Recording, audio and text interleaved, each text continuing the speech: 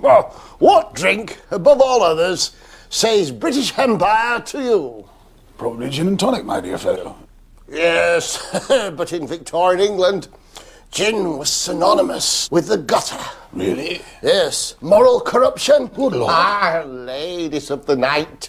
Ladies of the night, good Lord. So how come it became a drink of the ruling elite? I have no idea, my dear fellow. I tell you what, though, there's a gentleman down my club called Jared Brown. Oh. He seems to know a thing or two about gin and the role it played in the building of the mighty British Empire.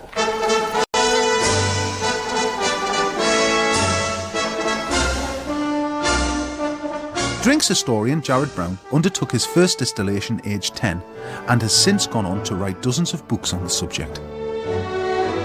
Now head distiller at Sipsmiths, he's perfectly qualified to explain gin's empire-inspired Cinderella-like rise from rags to riches. What part do you think that gin played in our British Empire?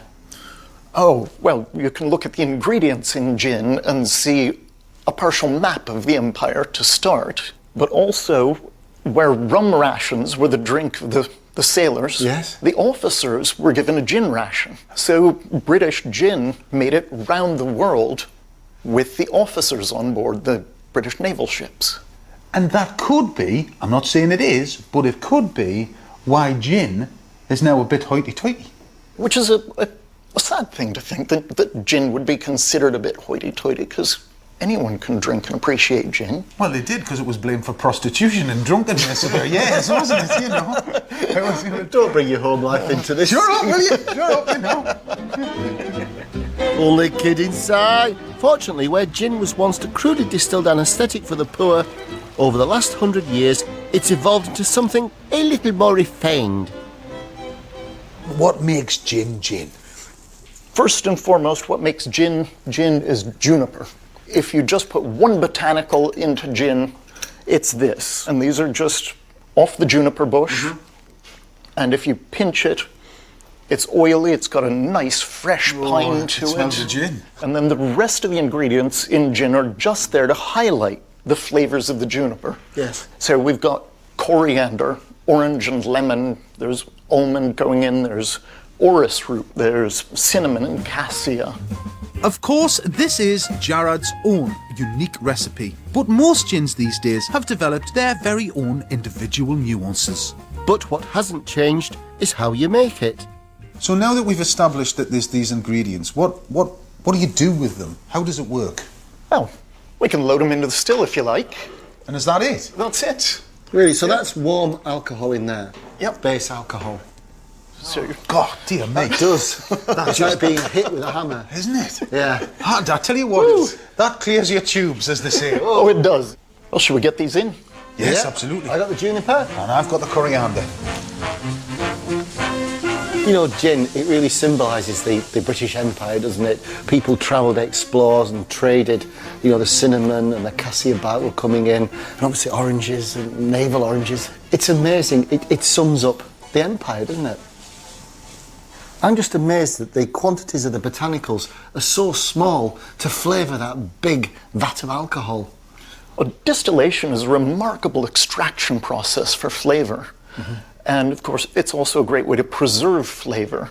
So once we bring these flavours over, we get every bit of flavour out and it stays in the bottle. Mm-hmm. And a bottle of gin will keep its flavour for 100 years. Really? Oh, yeah. We'll not be waiting 100 years to try some of Jared's bespoke gin concoction. But good as it promises to be, it's only half of one of drink's biggest double acts. Because what really propelled gin into higher circles was tonic.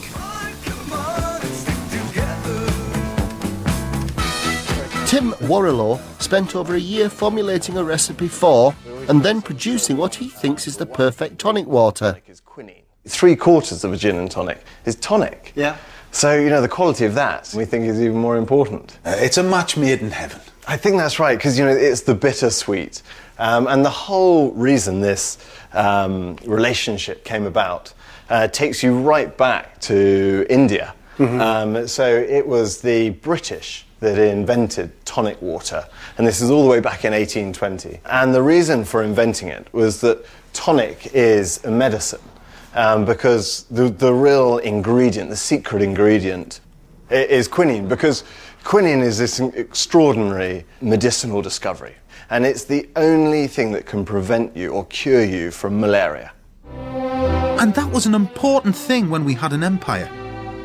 With much of our territories spanning continents that were rife with the disease, Quinine became the vital ingredient in keeping our soldiers and administrators healthy enough to maintain some sort of order in these hostile lands. it's a naturally derived medicine easily made from grinding down the bark of the cinchona tree into a powder, then mixing it with water into a tonic. Its only drawback was that even with a generous dose of sugar, it was far from pleasant to drink. So, I don't know if I can encourage you to try it, but I would do it with caution. But so when quinine was first discovered, it's there when actually, yeah.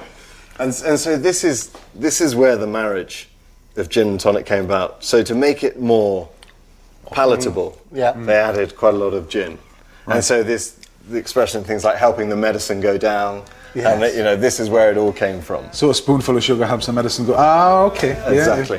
Why don't we take Tim the tonic and put him together with Gerard the gin and make the most perfect gin and tonic? I'm